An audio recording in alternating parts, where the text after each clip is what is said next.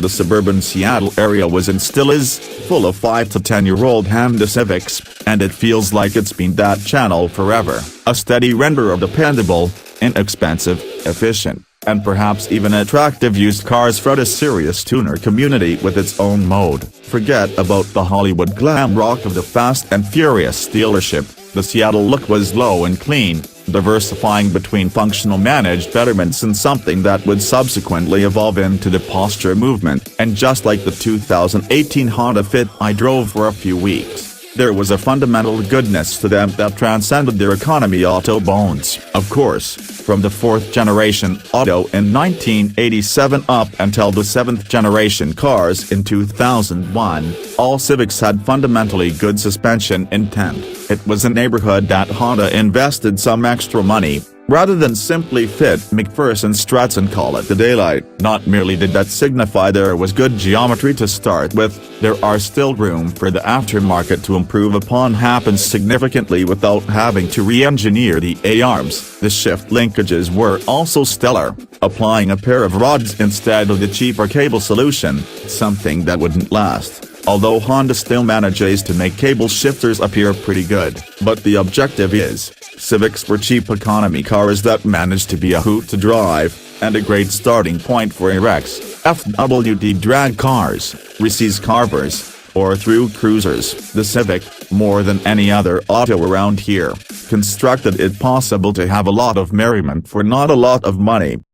Which brings us to the Fit, which given the sizing increase of the Civic is possibly the most significant analog to the pre-2001 Civics in the lineup. Yes, a lot has changed. There's no rod-actuated shift connect, and it's got McPherson struts up front with a twist-beam semi-independent rear end. That money saved is subject to happens the operator can acknowledge all the time.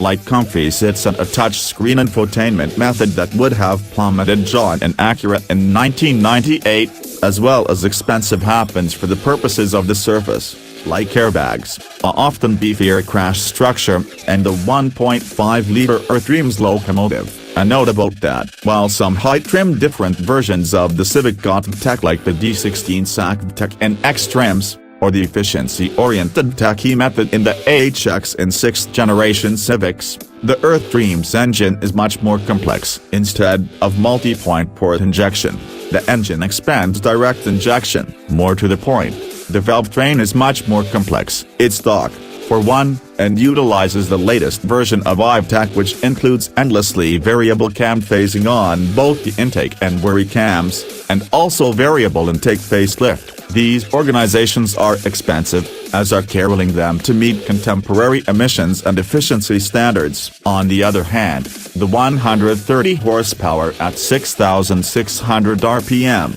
and 114 pound-feet of torque at 4,600 RPM. The Fitsters bests the 1996 Civic X's formerly laudable illustrations by a fair perimeter. That auto constructed 127 horsepower 6,600 RPM, and a measly 107 pounds-to-feet 5,500 RPM, and that peak torque came 900 RPM later than the Fitz. A 6th generation coupe weighed only 2,342 pounds, while the Fit is much heavier, 2,522 pounds. Those extra pounds can be explained by the far more rigorous safety equipment requirements. This is a very long introduction before getting to driving impressions, but I wanted to convey the many styles in which the Fit is similar, and the equally important styles that it's different, from the cars that basically constructed Honda's reputation in this country. To circle back around, the 1990s Civics weren't built with the self-conscious purpose to grow supporter cars. They simply were built with high-quality characters that improved the experience.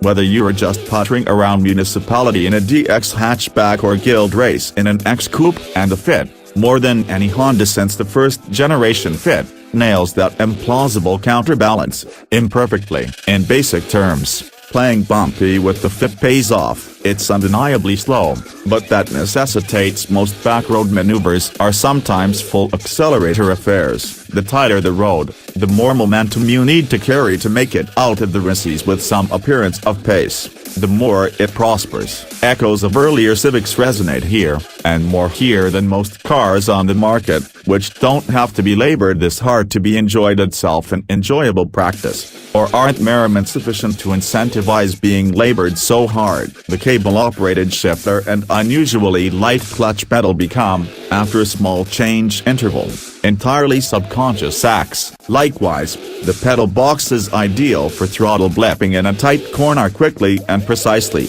which helps perpetuate even more momentum. This is all good, because impeding the fit moving requires a lot of altering. Get deep into the lilt and you can dismiss the shortcomings, because this isn't a mid-1990s Civic reincarnated after all. The electrical direct track has been improved from last year's intent with the berth change, but it's still a lifeless occasion that doesn't tell you much about what the front end is doing, and the stock suspension lets reasonable road holding but without the confidence of older or better Hondas. Road imperfections cause the fit to slope and buck in unexpected styles, although it doesn't seem to diminish clutch often. The occasion to do is press on, rejecting the perplexing organization motions and numb direct, since they don't affect progression all that much. If you're a Fit owner interested in slaloming up and down the canyons, there's a semi-aftermarket solution, HFP Springtime Sand Damps. My auto wasn't so fitted, but we drove an HFP modified Fit earlier this year, and it nails the dynamics that constructed old-time Civics so charismatic.